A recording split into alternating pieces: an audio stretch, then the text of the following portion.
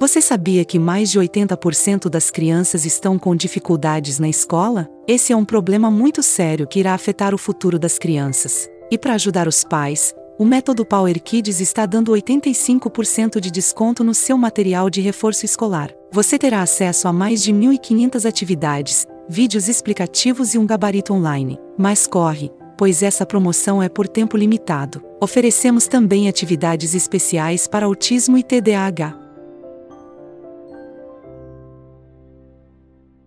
Oi pessoal, tudo bem com vocês? Aqui é a Prof. Gabi Castro para mais um dia de correções e hoje nós vamos fazer o livro A Conquista de Matemática do 5º ano, páginas 132 a 134, mas antes disso, se você ainda não é inscrito, se inscreve aqui no canal, deixa seu like e coloca aqui embaixo nos comentários quais as páginas, o livro e a série você quer que eu corrija, tudo bem? Então tá bom, vamos lá. Antes de iniciar, enquanto eu vou colocando aqui na página, vou dar os meus recadinhos iniciais de sempre.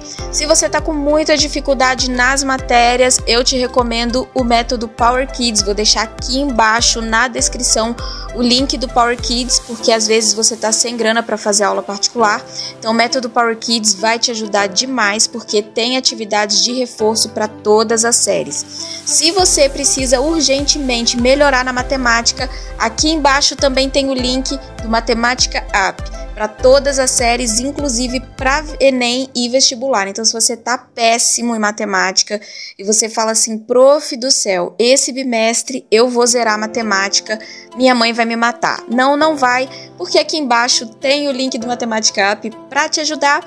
E se você puder contribuir com o canal, com qualquer valor, eu vou deixar aqui em cima o QR Code para você apoiar o canal e vou deixar aqui embaixo também a chave Pix, aqui na descrição, para você ajudar apoiando o canal, para que esse canal cresça cada vez mais e também para eu poder ajudar vocês ainda mais, com mais conteúdo, pegando mais livros, comprando equipamentos, para poder, né, de repente comprar uma lousa digital, para a gente poder desenhar, escrever, né, na tela, então vai ficar bem mais interessante. Então, quem puder contribuir com qualquer valor, esse recadinho é para você, o recado tá dado. Vamos agora então para a página, qual página que eu falei mesmo? Deixa eu olhar aqui, 134, isso mesmo. Então, olha só, vou pegar aqui minha canetinha.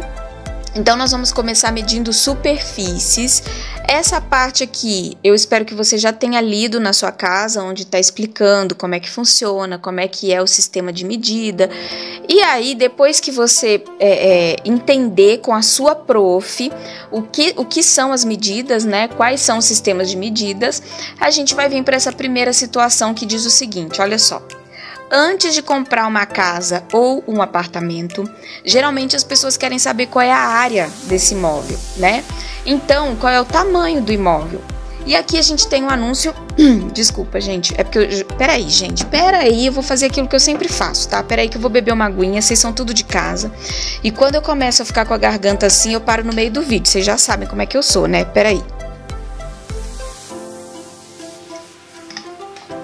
Pronto. Porque eu tô gravando aula desde cedo, então vocês já sabem que na hora que eu precisar parar, eu paro, eu nem edito o vídeo, eu paro, bebo a minha aguinha e volto. Então vamos lá.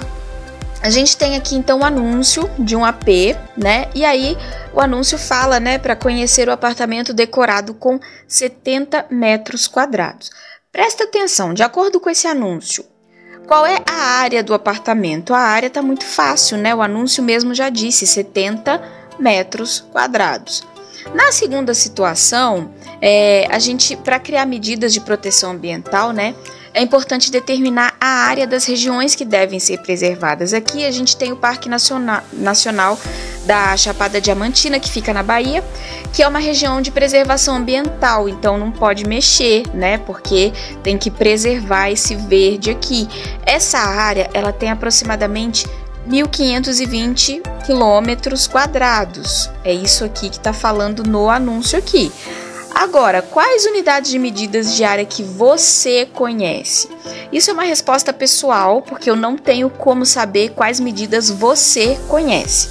Mas metros quadrados você pode colocar, porque você acabou de conhecer agora. E quilômetros quadrados você também pode colocar, porque você também acabou de conhecer agora. Então, se você não conhecia, ficou conhecendo, então você pode colocar metros, quilômetros, né? Não vai colocar metros quadrados e quilômetros quadrados, igual eu falei. Você pode colocar metros, quilômetros, né? Centímetros, litros, tudo isso são unidades de medidas, tá bom? São só sugestões, mas você coloca aquela que você conhece, tá bom?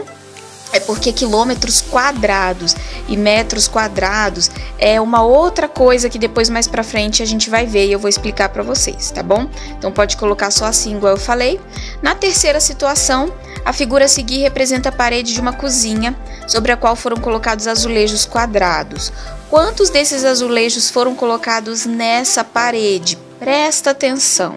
A gente vai achar como resposta 150 azulejos. Por quê? Deixa eu mudar aqui a cor. Por quê? Como que você sabe quantos azulejos? Você vai contar um por um? Não, porque se você contar um por um, o que que vai acontecer? Você vai perder, tipo, 2, 3 horas contando. Porque já imaginou? Aqui são 150 azulejos. E se fosse 3.000 azulejos? Você ia contar um por um, né? Não tem como. Então, como que a gente faz esse cálculo? A gente faz base vezes altura.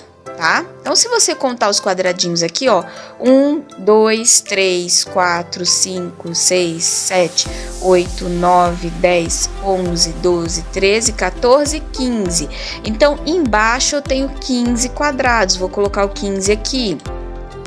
E na lateral eu tenho 10 quadrados, se você contar você vai achar 10, vou colocar o 10 aqui. Então, 10 vezes 15, né, vai dar... Aqui tá errado, tá? Ó, 15 vezes 10 é igual a 15, aqui tá errado. Foi um erro do livro, o certo é 150, tá? Então, vou até abrir aqui uma nota autoadesiva. Colocar aqui, ó, 150. Ó, 10 vezes 15 vai ser igual a 150, tá? Então, vou deixar assim, ó. Vou até usar a calculadora para você ver que eu não tô mentindo, tá? É porque às vezes, gente, o livro também erra. Às vezes dá um erro de digitação, né? Então, ó, 10 vezes 15 é 150, tá? Então, aqui a gente teve um probleminha com o livro, tá? Já deixei aqui 150 azulejos, tá bom? Então, agora a gente vai lá para 130 e... Peraí, a gente tá na 134? Eu tinha falado no início do vídeo que a gente ia fazer da 132 a 134, né? Então, vamos voltar. Então, em vez de ir pra frente, a gente vai pra trás. Hoje a gente vai fazer diferente, porque lá no início do vídeo eu falei, gente, página 132 a 134. E aí eu fui lá pra última página, mas não tem problema não. Então, a gente volta aqui, ó. Ao viajar por uma estrada, podemos observar várias placas indicativas de distância. Que unidades de comprimento são usadas para indicar essa distância? Então, quando a gente viaja, a gente tem como unidade de comprimento, deixa eu pegar a canetinha de novo, o quilômetro ou o metro, tá? Muito fácil esse daí. Número 2, a gente vai completar cada frase com a unidade de medida mais adequada. Então, a gente tem como unidade de medida quilômetro, metro e centímetro. Letra A, o diâmetro da Terra é de aproximadamente 13.000 quilômetros, né? Por quê? Porque é a maior unidade de medida que a gente tem aqui entre esses três, né? A espessura de uma porta é o quê? 3 centímetros, porque é uma coisinha menor, então a gente usa centímetros. A frente de um terreno tem um comprimento igual a 36 metros, porque metros não é nem pequeno demais e nem grande demais a ponto de ser quilômetros, então a gente usa metros. Número 3, na figura a seguir, aparece a representação de um campo de futebol e das medidas da linha lateral, que é o comprimento, e da linha de fundo, que é a largura, tá? Então, a gente tem aqui, ó, o comprimento, que é a lateral, é a linha de fundo, a largura. Não, desculpa, gente. O comprimento é aqui, ó, peraí. Ih, gente, nossa senhora, minha canetinha ficou doida. O comprimento é aqui, a lateral, tá, que é 110, e a linha de fundo é 75 aqui, ó, tá? Então, qual unidade seria a ideal para indicar essas medidas? Aqui, a unidade ideal seria o metro. Letra B, qual é a medida do contorno, ou seja, o perímetro desse campo. Então, prof, o que é perímetro? Perímetro é quando a gente faz a soma dos lados, tá? Então, eu tenho como linha lateral 110 e eu tenho como linha de fundo, né, que é a largura, a gente tem aqui 75. Então, como que vai ficar?